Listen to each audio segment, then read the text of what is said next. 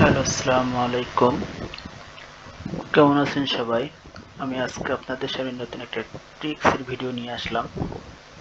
যে number Microsoft ওয়ার্ডে number থেকে কিভাবে ওয়ার্ডে কনভার্ট করবেন।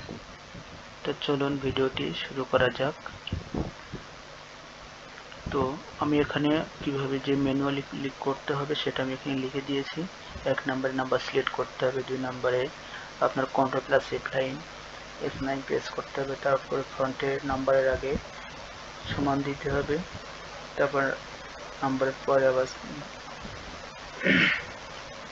ব্যাকস্ল্যাশ দিতে হবে, তারপর স্টার, তারপর কাট টেক্সট, তারপর আপনার আপডেট ফিল্ডে ক্লিক করতে হবে। তো চলুন শুরু করে যখন আপনাদের দেখাচ্ছি। নাম্বারটা আমি সিলেক্ট করলাম, কন্ট্রোল প্লাস F9, এই সাইডে আমার কি প্রেস করতে হবে, ব্যাকস্ল্যাশ ইকুয়াল টু, তারপরে এই সাইডে দিতে হবে ব্যাকস্ল্যাশ, তারপর স্টার, তারপর কাট টেক্সট,